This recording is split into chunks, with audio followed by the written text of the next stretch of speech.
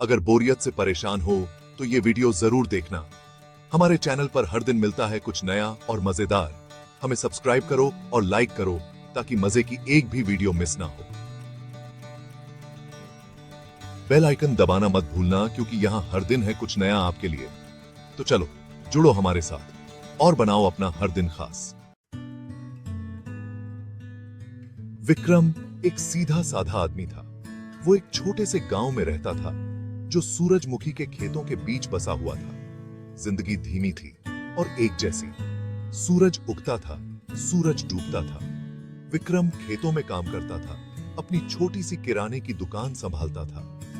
वो गांव के हर शख्स को जानता था, उनकी कहानियां, उनके राज। उसके दिन गांव की जिंदगी की जानी पहचानी लय में बीतते थे। कुएं पर औरतों की बातचीत, धूल भरी सड़कों पर खेलते बच्चों की हंसी, शाम को घर लौटते मवेशियों का रंभाना। ये एक ऐसी जिंदगी थी जिसे वो जानता था, जिसे वो समझता था। विक्रम अपने गांव को घेरे हुए उन जाने पहचाने सूरजमुखी के खेतों से बहुत कम ही बाहर निकला था। शहर अपनी चमकदार रोशनी और शोर शराबे के साथ उसे ज्यादा नहीं भाता था, लेकिन फर्ज बुला रहा था। उसकी बहन ने अभी अभी बच्चे को जन्म दिया था, उसे जाना ही था। सफर लंबा था, रात और भी लंबी। विक्रम अपनी पुरानी जीप चला रहा था। उसकी हेडलाइट अंधेरे को चीरती हुई। जाने पहचाने खेत घने जंगलों में बदल गए। हवा में गीली मिट्टी और अनजानी चीजों की गंध भरी हुई थी। जीप के अंदर की खामोशी सिर्फ इंजन की आवाज और झींगुरों की आवाज से टूट रही थी। विक्रम ने सड़क पर ध्यान केंद्रित करने की कोशिश की। उसके हाथ स्टीयरिंग व्हील को कसकर पकड़े हुए थे, लेकिन उसके दिल में एक अजीब सी बेचैनी रेंगने लगी। उसे ठंड लग रही थी, किसी की मौजूदगी का एहसास हो रहा था, मानो वो अकेला नहीं था। विक्रम ने इसे थकान समझकर नजरअंदाज कर दिया। वो घंटों से गाड़ी चला रहा था, उसकी पलकें भारी हो रही थीं। उसने खिड़की नीचे कर दी जिससे रात की ठंडी हवा उस पर पड़े। इससे डर की बढ़ती भावना कम नहीं हुई। वो थका हुआ नहीं था। विक्रम अब पूरी तरह से जाग चुका था। उसकी गर्दन के पीछे के बाल खड़े हो गए थे। वो इसे महसूस कर सकता था। पीछे की सीट पर कोई भार गिरने जैसा एहसास हुआ। गाड़ी थोड़ी सी नीचे की तरफ झुकी, मानो कोई अभी अभी बैठा हो। उसने पीछे मुड़कर देखने की हिम्मत नहीं की। उसने अपनी नजरें सड़क पर टिकाए रखीं। उसका दिल उसकी पसलियों से टकरा रहा था। उसने स्टीयरिंग व्हील को और जोर से पकड़ लिया। उसकी उंगलियां सफेद पड़ गईं। गाड़ी के अंदर की खामोशी अब कान फाड़ू थी, अनकहे डर से भरी हुई। बाहर पत्तों की हर सरसराहट पदचाप जैसी लग रही थी। हर परछाई में एक भयानक आकृति दिखाई दे रही थी। उसका दिमाग तेजी से दौड़ रहा था। टिमटिमाते हुए तेल के लैंप के सामने सुनाई गई गांव की कहानियों की तस्वीरें उसके दिमाग में आ रही थीं। बेचैन आत्माओं और भूतिया सड़कों के किस्से। उसने खुद को समझाने की कोशिश की, यह सब सिर्फ उसका वहम था। ड्राइव का तनाव, अंधेरा उसके दिमाग के साथ खेल रहा था, लेकिन गहरे में एक आदिम डर कुछ और ही सच बोल रहा था। वो अकेला नहीं था। वो सड़क किनारे एक छोटी सी चाय की दुकान पर पहुंचा। एक टिमटिमाता हुआ लालटेन लंबी परछाई बना रहा था।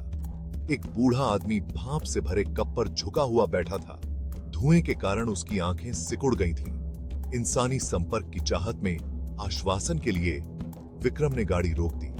बूढ़े आदमी ने ऊपर देखा। उसकी निगाहें विक्रम के शांत चेहरे को भेदती हुई। उसने कर्कश आवाज में कहा, बेटा, तुम्हें रात में अकेले गाड़ी नहीं चलानी चाहिए, इस सड़क पर नहीं। विक्रम की आवाज फुसफुसाहट में बदल गई। क्यों? इस सड़क में क्या गड़बड़ है? बूढ़े आदमी ने अपनी चाय की चुस्की ली। उसकी निगाहें विक्रम के चेहरे से हटी नहीं। ये सड़क ये याद रखती है, ये चीजों को थामे रहती है, उन चीजों को जिन्हें अछूता छोड़ देना ही बेहतर होता है। विक्रम ने इंजन चालू कर दिया। बूढ़े आदमी की बातें उसके कानों में गूंज रही थीं। वो वहां से चला गया। ये मुलाकात उसे पहले से कहीं ज्यादा बेचैन करके पीछे की सीट पर भार अब और भारी लग रहा था। भाग 5। डर ने विक्रम को जकड़ लिया। सड़क आगे फैली हुई थी, अंधेरे का एक अंतहीन रिबन। विक्रम का डर एक वास्तविक इकाई में बदल गया। यह उसके बगल में बैठा था, ठंडा और दमनकारी। अपने कान में इसकी फुसफुसाहट सुन सकता था। वो जम गया था, अज्ञात के आतंक और पुष्टि के डर के बीच फंस गया था। इंजन विरोध में दहाड़ उठा। उसकी कार में बैठे अनदेखे यात्री से अस्थाई राहत। वो एक बुरे सपने में फंस गया था। भाग 6। अज्ञात का सामना। वो अब और बर्दाश्त नहीं कर सका। खामोशी, अनदेखी मौजूदगी, उसके विवेक को कुतरता हुआ डर। उसने ब्रेक पर पैर पटक दिया। जीप फिसलती हुई रुक गई। वो मुड़ा। उसका दिल तेजी से धड़क रहा था। उसकी सांस उसके गले में फंस गई थी। पीछे की सीट खाली थी। उसे राहत मिली। उसके बाद उलझन की लहर दौड़ गई। क्या यह सब उसने सोचा था? क्या अंधेरा उसके साथ खेल रहा था? क्या बूढ़े आदमी की बातों ने उसके दिमाग में डर के बीज बो दिए थे, जो जड़ पकड़ चुके थे और इस भयानक मतिभ्रम में बदल गए थे? उसने एक गहरी सांस ली। अपने धड़कते हुए दिल को शांत करने की कोशिश कर रहा था। उसने खुद से कहा कि यह कुछ नहीं था, बस उसका वहम। उसे खुद को संभालना था। उसे अपनी बहन तक पहुंचना था। भाग 7। जवाब की तलाश। उसने गाड़ी चलाना जारी रखा। अब धीरे धीरे उसकी इंद्रियां पूरी तरह से सतर्क थीं। डर अभी भी था। उसके सीने में एक हल्का सा दर्द था, लेकिन अपने गंतव्य तक पहुंचने की जरूरत ज्यादा मजबूत थी। वो इस उम्मीद से चिपका रहा कि सुबह की रोशनी डर की परछाई को दूर कर देगी, कि उसकी बहन के आलिंगन की गर्माहट उस ठंडक को दूर भगा देगी। जैसे ही सुबह हुई, आसमान नारंगी और बैंगनी रंग में रंग गया। वो आखिरकार शहर पहुंच गया। चहल पहल वाली सड़कों का नजारा, ट्रैफिक की आवाजें, जिंदगी की सामान्य स्थिति एक सुखद बदलाव था। वो सभ्यता की इस अराजकता के लिए इतना आभारी कभी नहीं था। उसे अपनी बहन का घर मिल गया। एक भीड़ भाड़ वाली इमारत में एक छोटा सा अपार्टमेंट। खुशी के आंसुओं, राहत भरे चेहरों और एक नवजात शिशु के हार्दिक रोने के साथ उसका स्वागत किया गया।